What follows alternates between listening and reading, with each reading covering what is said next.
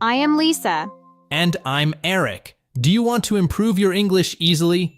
If so, you're in the right place. So let's get started and make English easy. So Eric, what are the words today? The first word today is attentive. Then we will continue with awkward. And in return for. Then have to do with something. And the final one is so far, so good. Okay, let's start with the first word. The first word is attentive. Attentive. Attentive is an adjective that means paying close attention to something or someone and being careful to listen or watch. When we say someone is attentive, we mean they are focusing and listening carefully.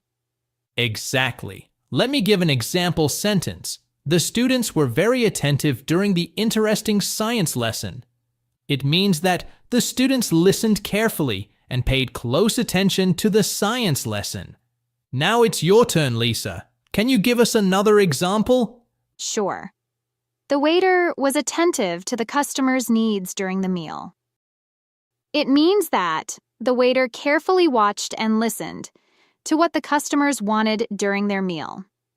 That's right. Now, let's talk about how to use this word. We often use attentive with the preposition to, like in my example, attentive to the customer's needs. Good point, Eric. Now let's hear a short dialogue using the word attentive. Your son, Tom, is a pleasure to have in class.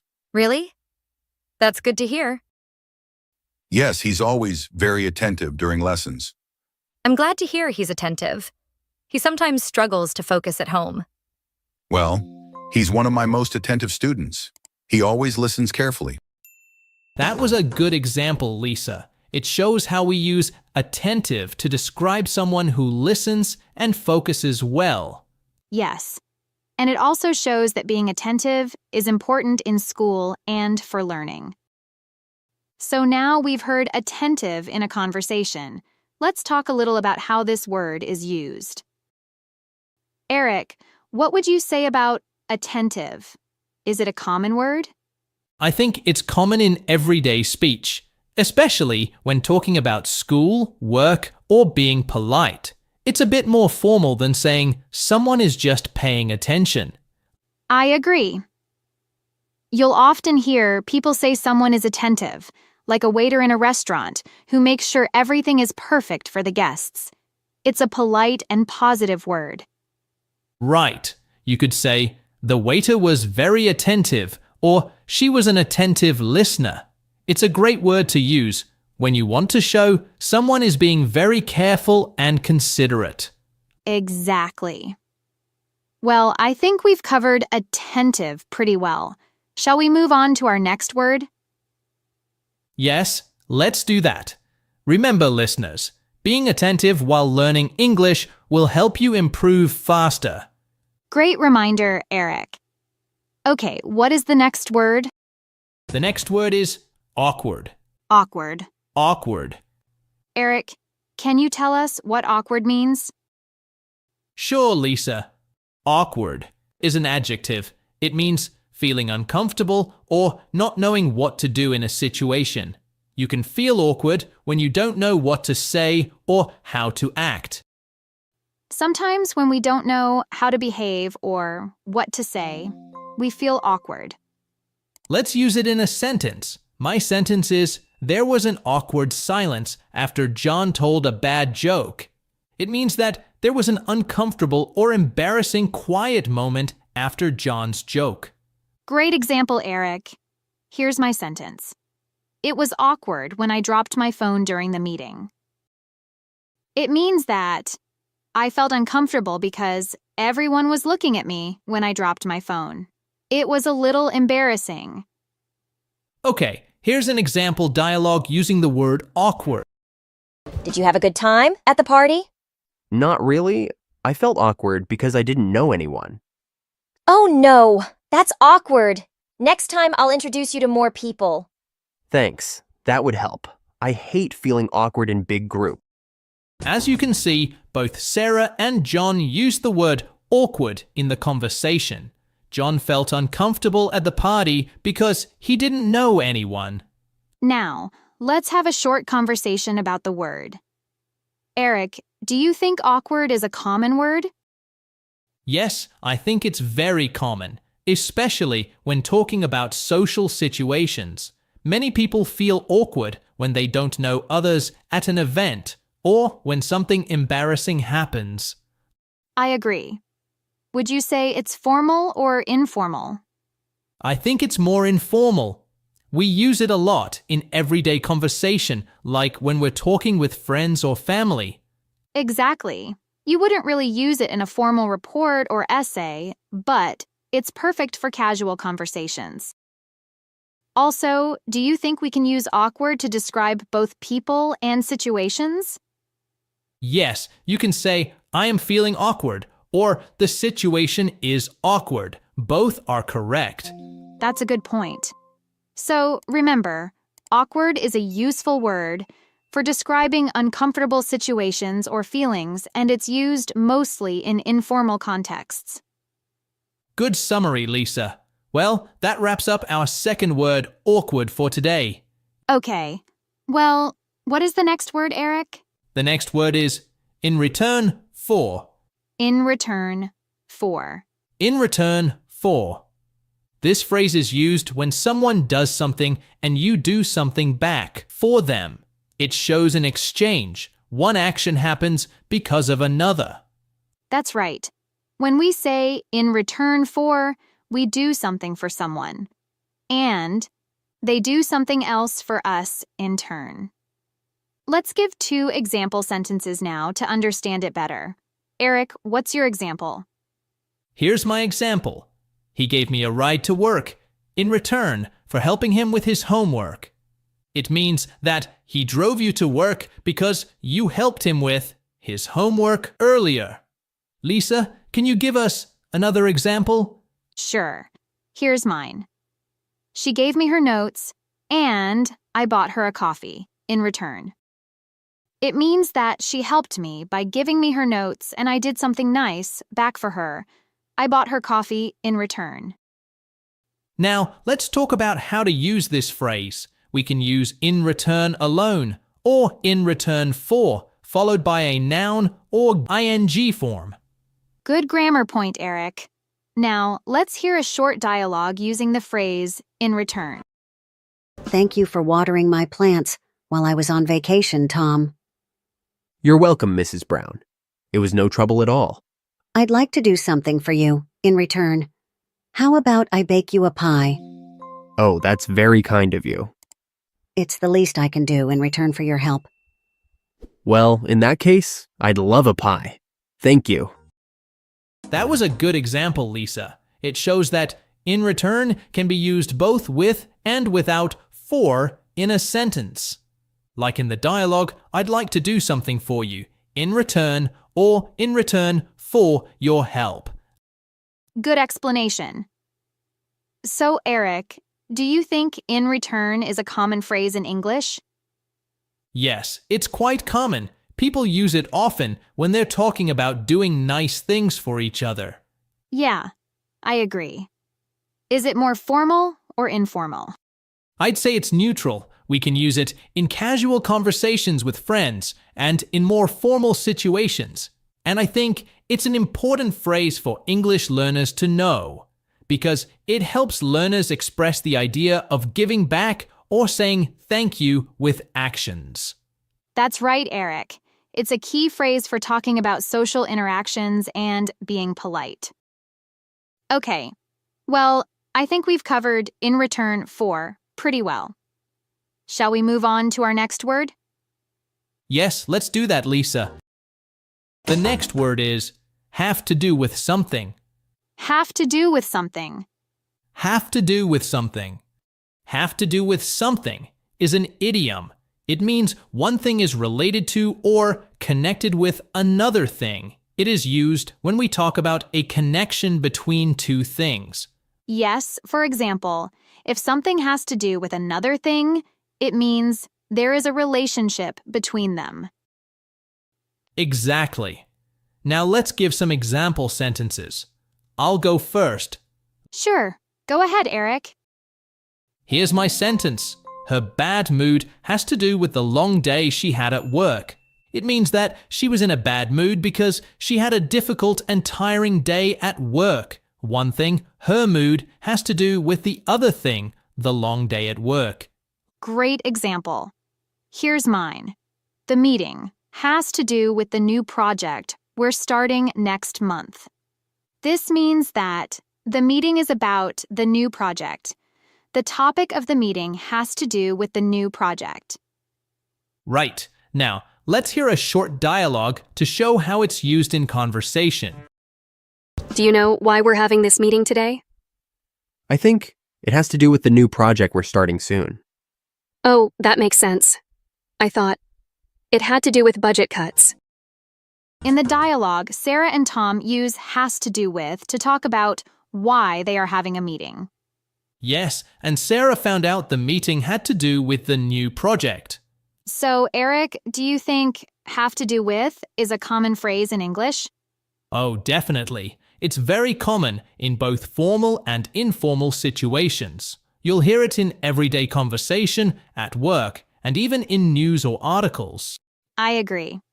Would you say it's formal or informal, Eric? I'd say it's more informal. You hear it a lot when people are talking casually, but you can also use it in work settings. It's not super formal, but it's not too casual either. It's a really helpful phrase because it's so flexible. You can use it in many different contexts, and it works well when you're trying to explain connections between things. Exactly. So remember, when you want to talk about how one thing is connected or related to another, you can say it has to do with that thing. Well, we have reached the last word of today.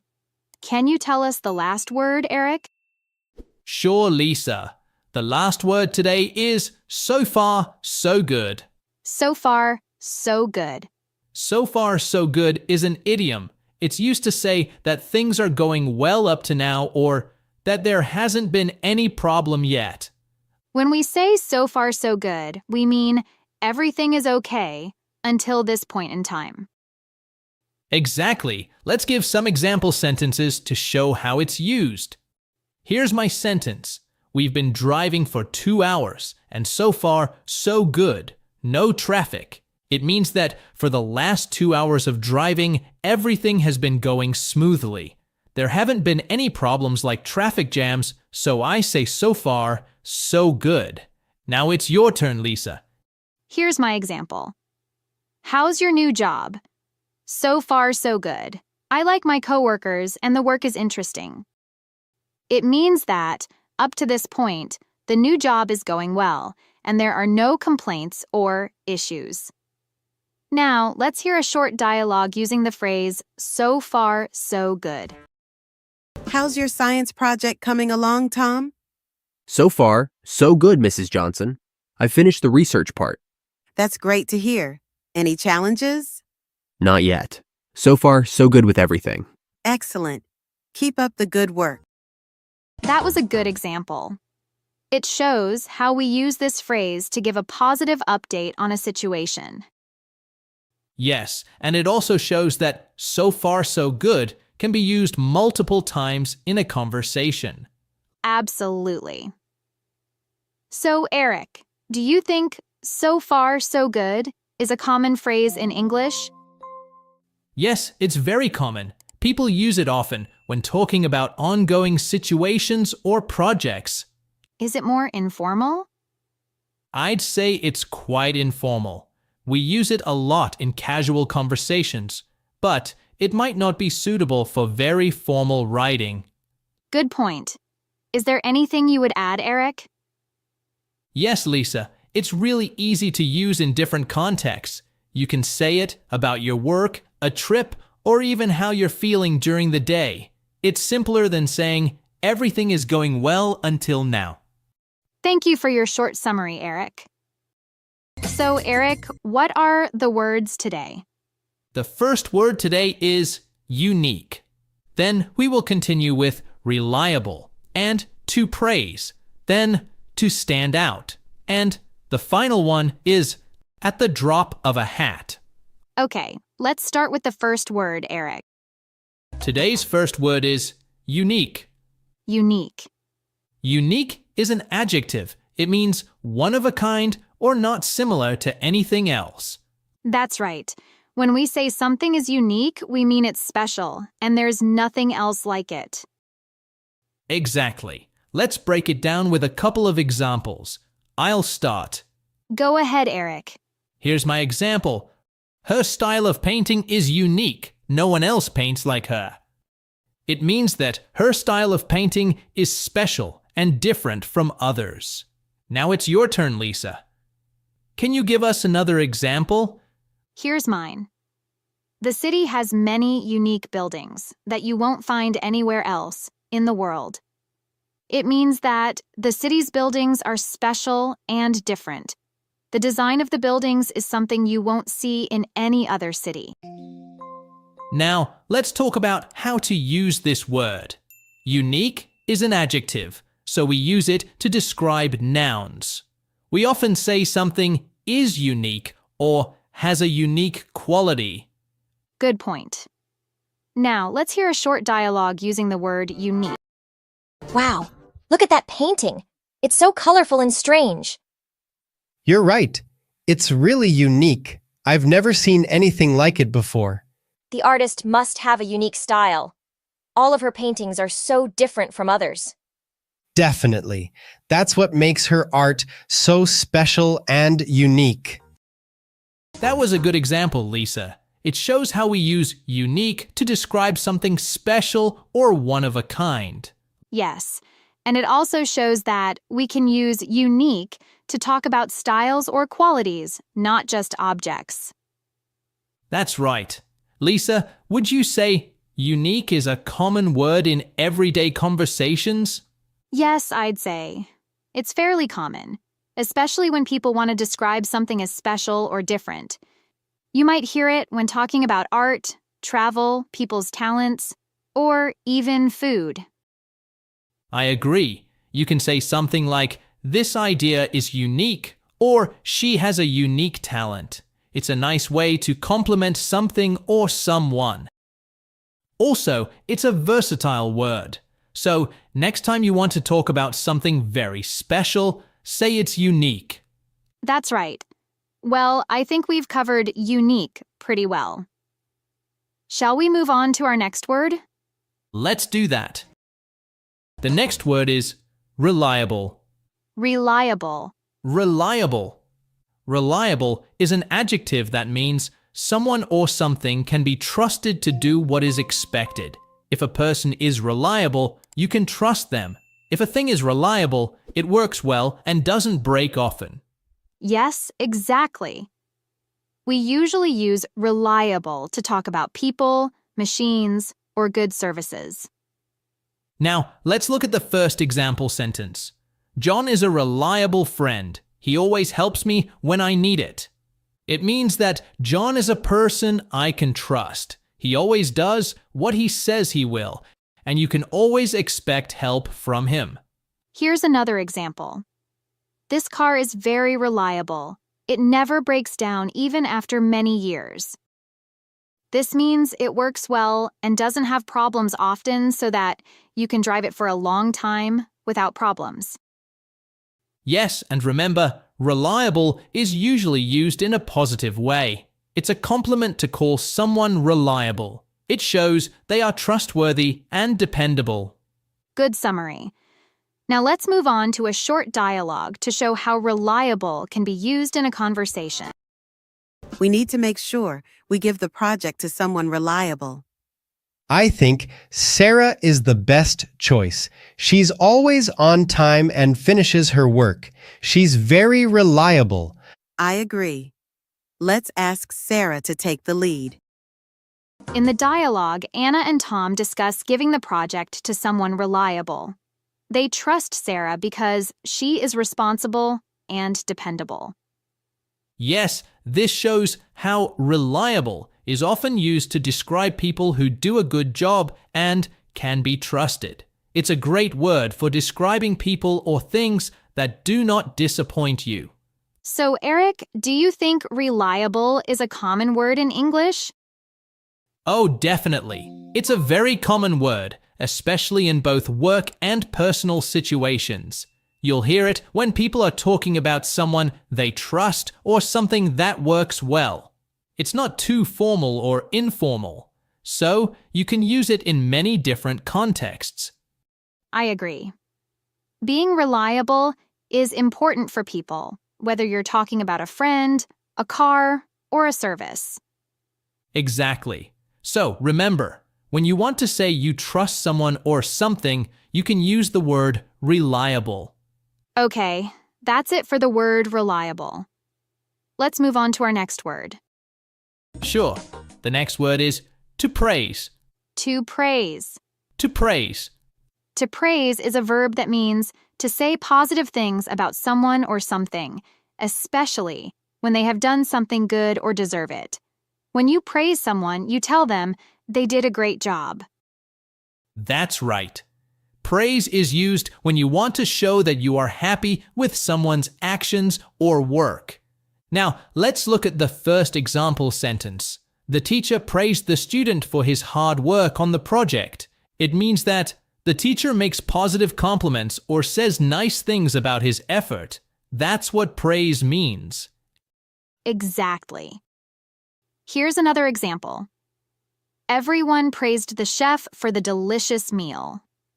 This means that people said nice things to the chef because they enjoyed the meal. Let's talk a little more about how to use to praise. We also often use it with the preposition for to explain why someone is being praised. For example, she was praised for her hard work. And there's also a noun form, praise. For example, the employee received a lot of praise for his project. This means people said good things about the project he worked on. Now, let's hear a short dialogue to show how praise can be used in a conversation.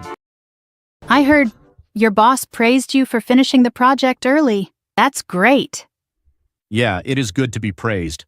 I worked really hard on it. You deserve the praise. Keep up the good work.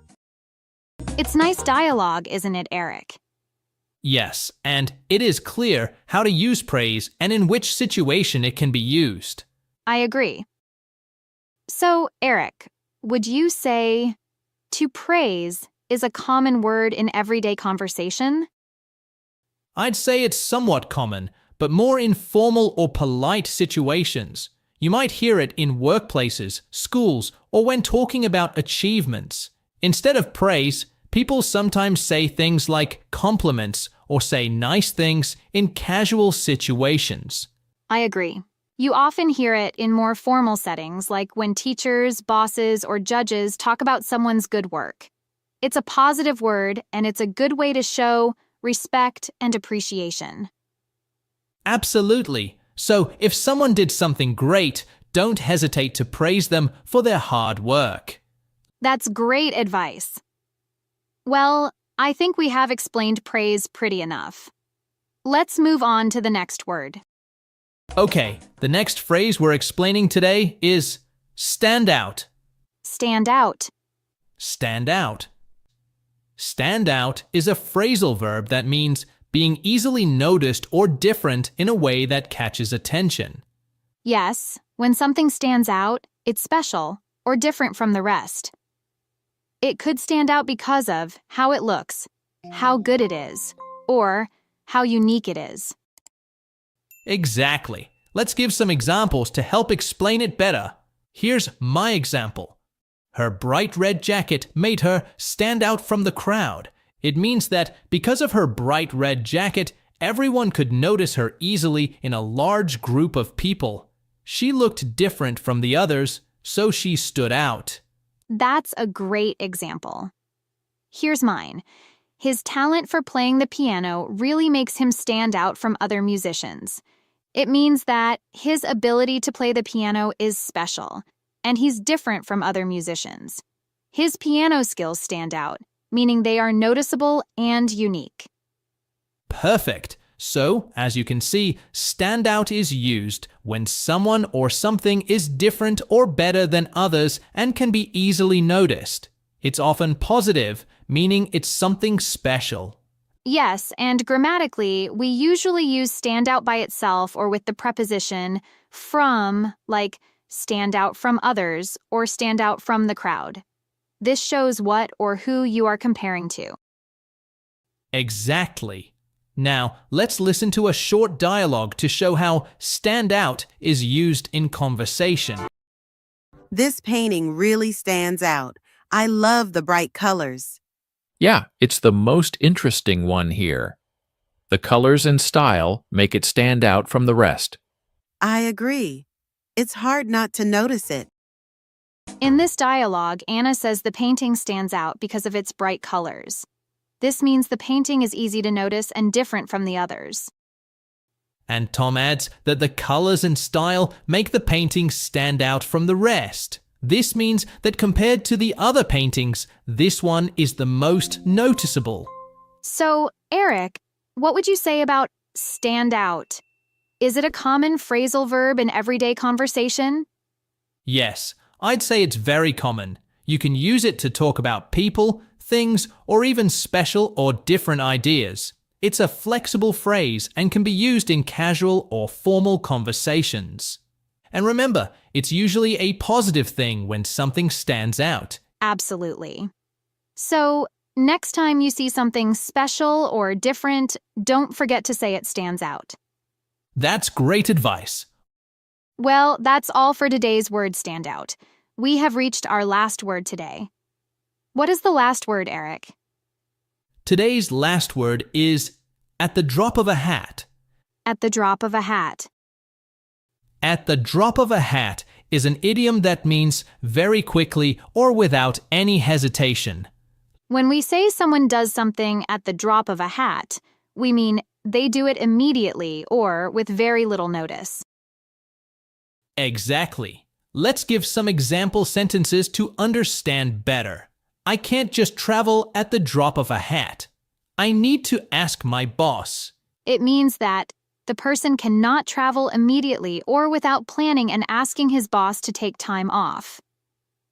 Good explanation, Lisa. Now it's your turn. Can you give us another example? She would travel to Paris at the drop of a hat, if she had the chance. It means that if she had the opportunity to go to Paris, she would go right away, without thinking twice. She wouldn't need any time to decide. Now, let's hear a short dialogue using the phrase at the drop of a hat. Hey, Mike, want to go to the beach this weekend? Sure. You know me, I can go to a beach at the drop of a hat. Great. I'll invite John too. Do you think he'll come? Probably not. John never does anything at the drop of a hat. He likes to plan everything. That was a good example, Eric. It shows how we use this phrase to describe someone ready to do things quickly and spontaneously. Yes, and it also shows the contrast with someone who doesn't do things at the drop of a hat. Absolutely. So, Eric, what would you say about at the drop of a hat? Is it formal or is it common in English? It's fairly common, especially in casual conversations. People use it when they want to emphasize how quickly or easily something happens. That's true.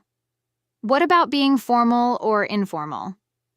I'd say it's quite informal. We use it mostly in casual speech with friends or family, not in formal writing or presentations. Additionally, it's a colorful way to express the idea of doing something very quickly. It's more interesting than just saying very fast or immediately. That's right. It adds flavor to the language and helps learners sound more natural in casual conversations. Okay, well, I think we've covered at the drop of a hat pretty well and reached the end of the podcast today. Yes, Lisa, I hope our followers found today's episode helpful. I hope so, Eric. Okay, thanks for listening. And keep practicing your English. Stay tuned and bye for now.